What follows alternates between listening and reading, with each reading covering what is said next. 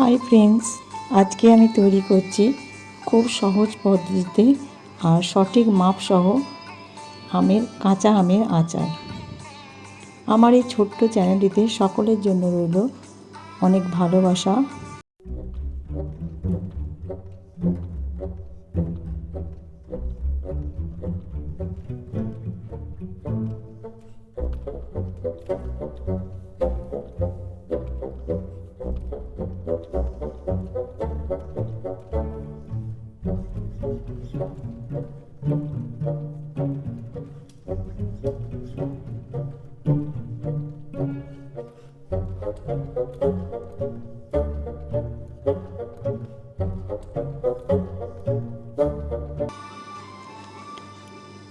এরপর দিয়ে দিচ্ছি তেলের মধ্যে 5 ফোড়ন। তেলটা প্রথমে আমি একটু কড়াইয়ে গরম করতে দিয়েছি। তেলের মধ্যে 5 ফোড়ন দিয়ে দিলাম, আর দিয়ে দেবো একটু শুকনো লঙ্কা। ঝাল ঝাল করবো বলে 2টো লঙ্কা দিয়ে দিই। 5 ফোড়নটা যাই হয়ে গেল, আমগুলো আমি হালকা একটু তেলের মধ্যে দিয়ে নাড়াচাড়া করে নেব। খুব বেশি নাড়ব না। এখানে আমার 1 কেজি আম আছে, 1 কেজি থেকে একটু কম, সেই জন্য গুড়ের পরিমাণও আমি 1 কেজি থেকে একটু কম দেব।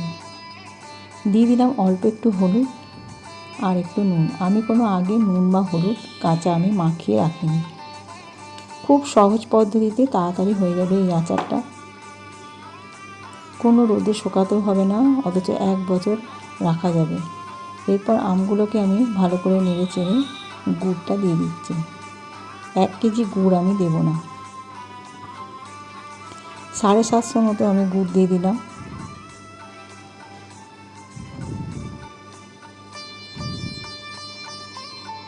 গুড়টা গলে গেছে বুঝতেই পারছো।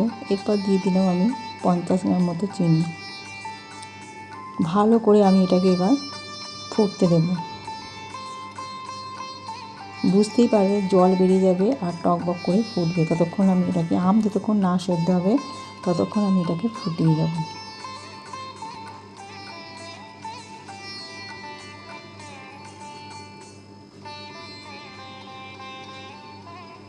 জল বেরিয়ে গেছে প্রচুর, এই জলটাকে মারতে হবে।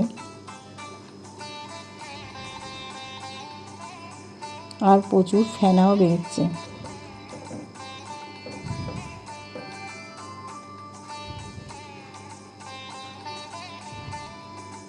দেখছি আমটা ফুলে উঠেছে, আর একটুখানি সেদ্ধ হবে।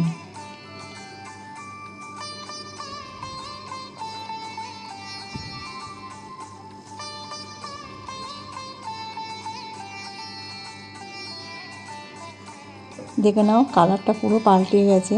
আমার আমের আচার পুরো রেডি, তবে এখনও একটু বাকি আছে। এরপর আমি গ্যাসটাকে অফ করে রেখে দেব।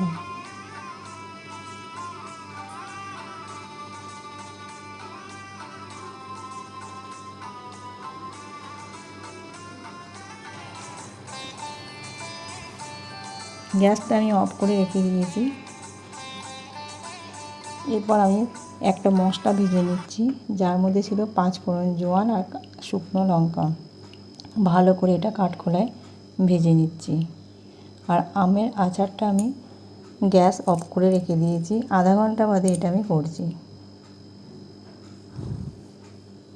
এই মশলাটা হালকা লাল করে ভেজে নিয়েছি।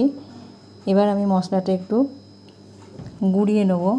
তোমরা শিলেও গুঁড়ো করতে পারো, যা খুশি। এই যে আমার আচারের কালার।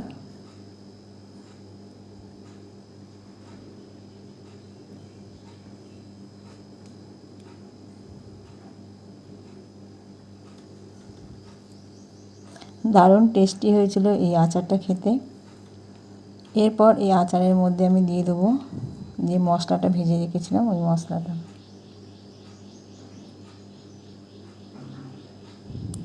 মশলাটা দিয়ে আমি ভালো করে নাড়িয়ে নেব।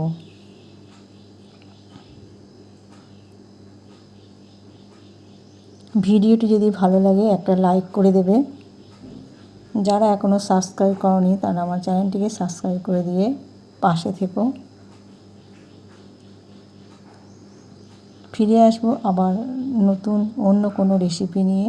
তোমরা ভালো থেকো, সুস্থ থেকো।